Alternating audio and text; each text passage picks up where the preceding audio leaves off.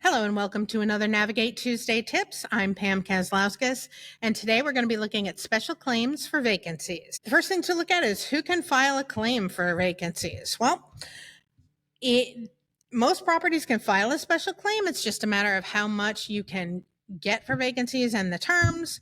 So for rent up, the process of filling the building for the very first time, you're only looking at PRAC properties because most of the other property types are well out of their rent up phase. So they just simply aren't eligible for those claims. There are regular vacancies, which is going to apply to Section 8, 2028, 202 PAC, PAC, 202 PRACs, and 811 PRACs.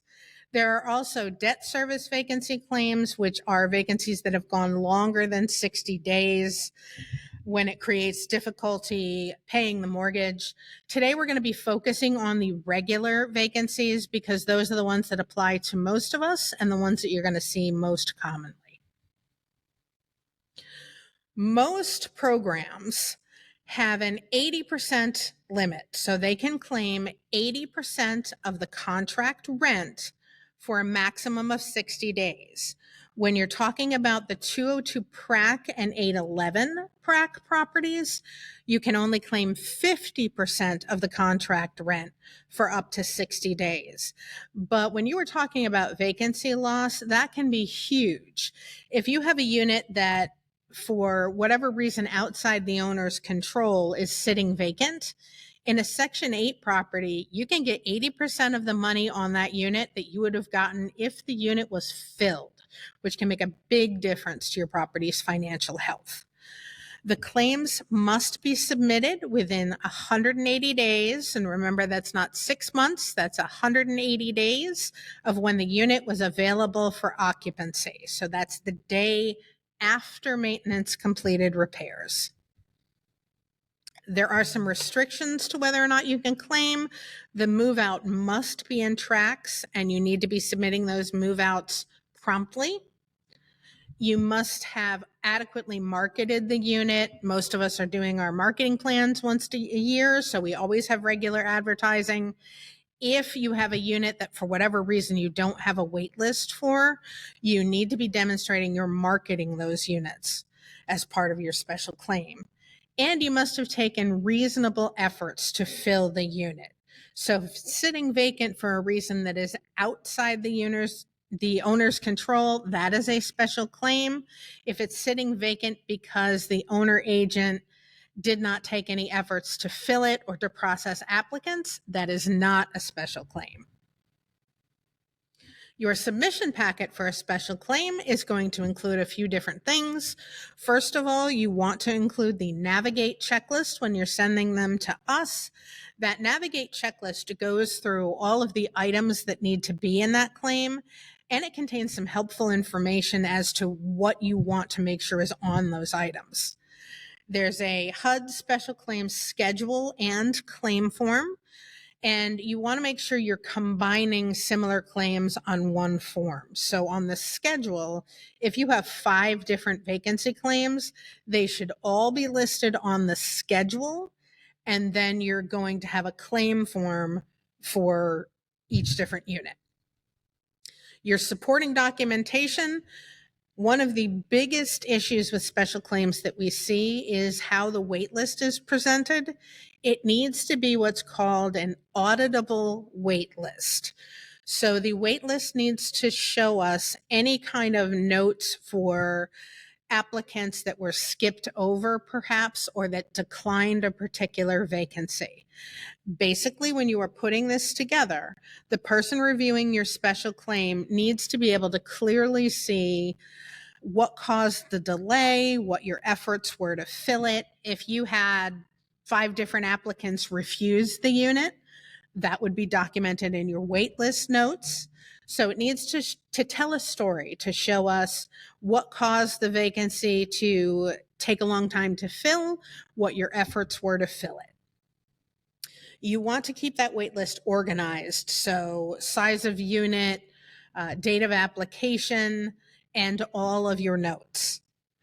For your marketing efforts, it could be copies of recent ads or tear sheets showing what your most recent ads were.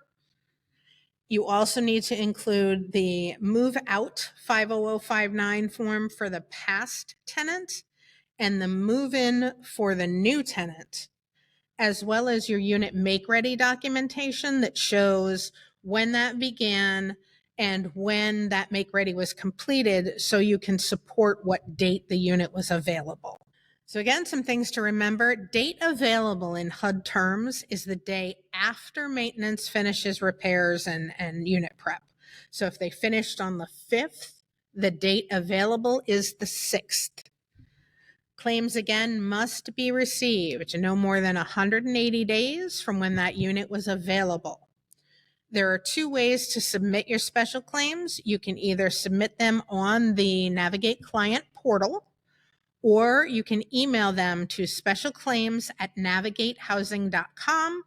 If you are submitting them by email, please include the contract number and the type of claim in your subject heading so that is clear and we can tie that to your property. On the Navigate client portal, you will find the Navigate checklists. You want to make sure to include those again with your claims. They do contain some helpful notes that will ensure that you have a complete packet.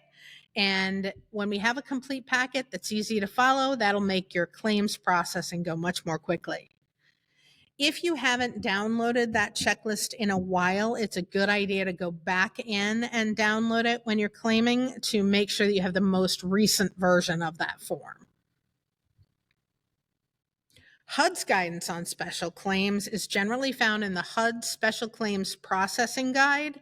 The old 4350.3 did cover special claims, but the most recent information, the current information, is going to be found in that HUD Special Claims Processing Guide.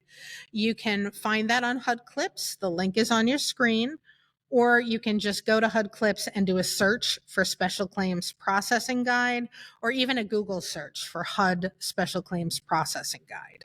Okay, these are the instructions for getting to the special claims section of the Navigate portal. Basically, you go to the client portal. You're going to go up to the top and click on the link for that portal and scroll down until you see special claims. So you want to make sure you scroll all the way down to the bottom of the screen until you see special claims. When you click on that, you will see submission form.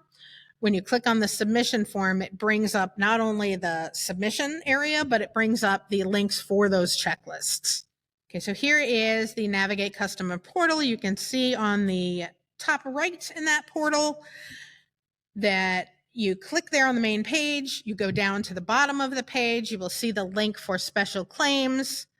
And when you click on that link, that'll bring you to the page where you can submit and get the checklist.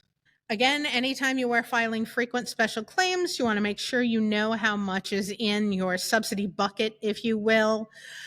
If you are close to the time when your contract may be expiring and you have had regular rent increases and special claims, you want to make sure you're not burning through that subsidy too quickly.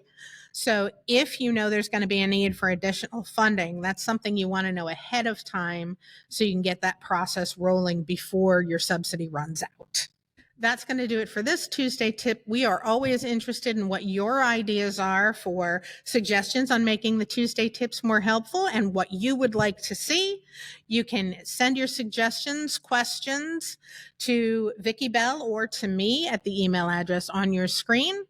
That's going to do it for today, and we will see you on the next Tuesday tip.